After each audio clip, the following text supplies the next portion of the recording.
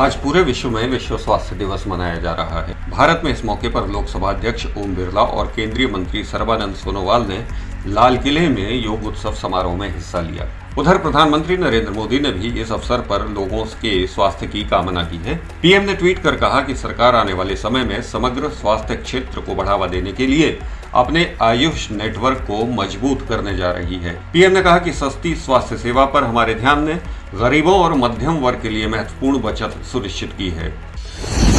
सामूहिक संहार के हथियारों और उनकी वितरण प्रणाली में संशोधन विधेयक 2022 को कल लोकसभा ने मंजूरी दे दी। इस विधेयक में सामूहिक संहार के हथियारों एवं उनसे जुड़ी प्रणालियों के प्रसार के वित्त पोषण करने को रोकने का प्रावधान है। यह कदम देश के अंदर बैठकर बाहरी तत्वों द्वारा देश में आतंकवाद को बढ़ावा देने वालों के विरुद्ध कार्रवाई के लिए उठाया गया है। संसद के दोनों सदनों में इस बिल के पास होने से केंद्र को ऐसी गतिविधियों में शामिल लोगों की संपत्ति और आर्थिक संसाधनों को जब्त करने का अधिकार मिल जाएगा।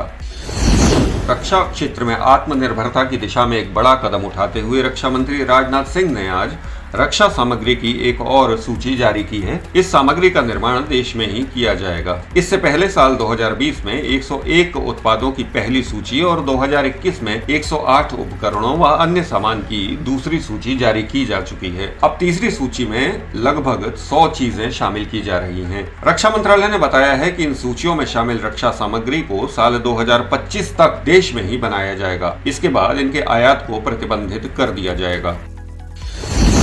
भारत का मानना है कि 1965 और 1971 के युद्धबंदियों सहित कम से कम 83 लापता रक्षाकर्मी पाकिस्तान की हिरासत से अपनी रिहाई की प्रतीक्षा कर रहे हैं। केंद्र सरकार द्वारा सुप्रीम कोर्ट में दायर एक हलफनामे में यह खुलासा किया गया है। विदेश मंत्रालय द्वारा कोर्ट में प्रस्तुत दस्तावेज के अनुसार केंद्र ने 8 मार्च 2021 को पाकिस्तान सरकार को 83 रक्षाकर्मियों की एक सूची देकर उनकी रिहाई की मांग की थी।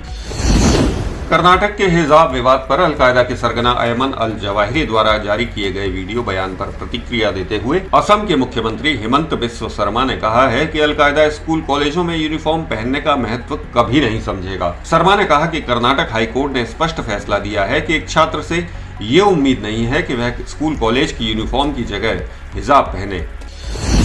भारत को बड़ा भाई बताते हुए श्रीलंका के पूर्व क्रिकेटर सनत जयसूर्या ने भारत सरकार और प्रधानमंत्री नरेंद्र मोदी की उनके देश को मदद भेजने की सराहना की है। उन्होंने कहा है कि आप हमारे देश के बड़े भाई की तरह हमारी मदद कर रहे हैं। हम भारत सरकार और प्रधानमंत्री मोदी के बहुत आभारी हैं। इसी तरह श्रीलंका के पूर्व क्रिकेटर अर्जुन राणातुंगा ने भी संकट के वक्त भारत सरकार द्वारा राहत का हाथ बढ़ाए जाने की प्रशंसा की है। उधर कोलंबो के नेशनल आई हॉस्पिटल के निदेशक डॉक्टर दममिका ने कहा है कि हमारी अधिकांश दवाएं भारतीय क्रेडिट लाइन के तहत भारत से आ रही हैं। यह हमारे लिए एक बड़ी मदद है। मैं इस सहायता के लिए भारत को धन्यवाद देता हूँ।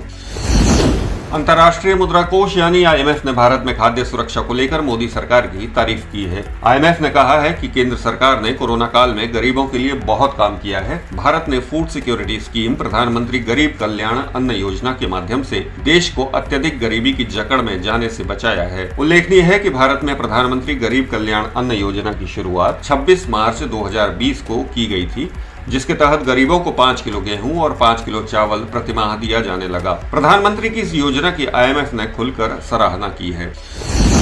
चीन ने पाकिस्तान के साथ अपने संबंधों को अटूट और मजबूत बताते हुए कहा है कि इस्लामाबाद में बढ़ते राजनीतिक संकट से उनके साथ $60 अरब वाली सीपैक परियोजनाओं पर समग्र सहयोग प्रभावित नहीं होगा। चीन के विदेश मंत्रालय ने कहा कि पाकिस्तान में तेजी से बदलते जा रहे राजनीतिक घटनाक्रम पर पैनी नजर रखी जा रही है।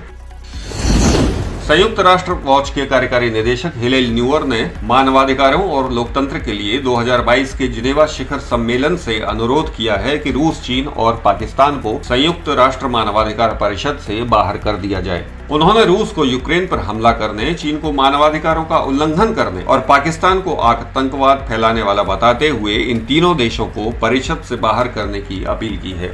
उल्लेखनीय है कि रूस को परिषद से बाहर करने के अमेरिका के प्रस्ताव पर आज वोट डाले जाएंगे।